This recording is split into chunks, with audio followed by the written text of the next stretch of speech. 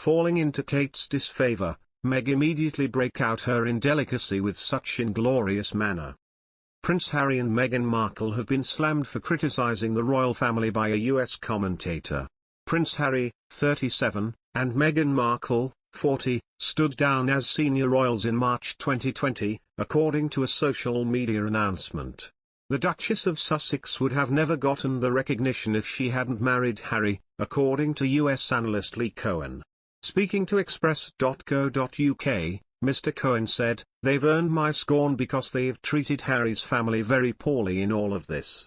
I don't feel that it's at all productive for them to be criticizing the royal family. They got what they wanted. They stepped back, they have the notoriety already. They certainly never would have obtained the level of publicity that she currently has if she hadn't married into this family."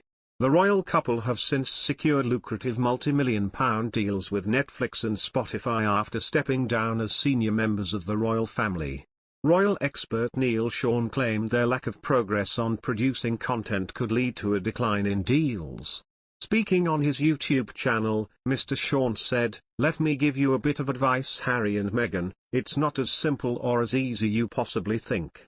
You have to think of content and then more importantly you have to produce it, write it and maybe hopefully get an audience on top of all that.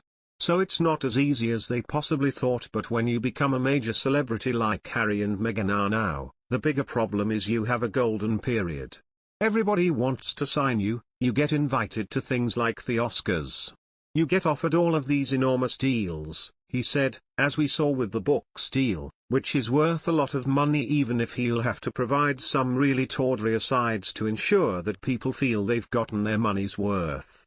The lack of diversity in the palace, according to Meghan Markle's close friend Omid Scobie, is to blame for certain imagery displayed in photos of the Cambridges meeting fans in Jamaica. Scobie, who is best known for co-authoring the memoir Finding Freedom, which focuses on Meghan Markle and Prince Harry's family life, chastised the palace for failing to avoid certain iconography in the highly awaited photos of Prince William and Kate Middleton.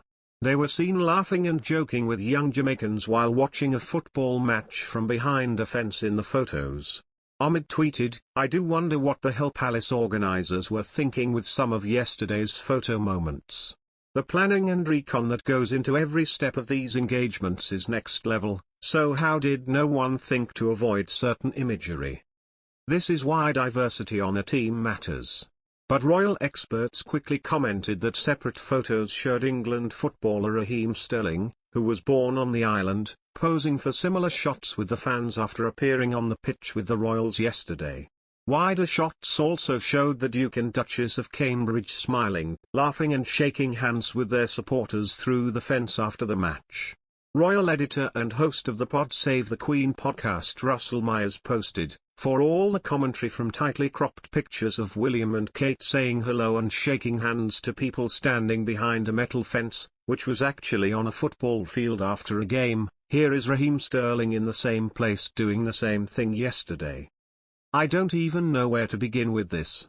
Incredibly disappointing manipulation and full distortion of facts, supplemented with a wholly perverted viewpoint that I still can't wrap my brain around," he continued.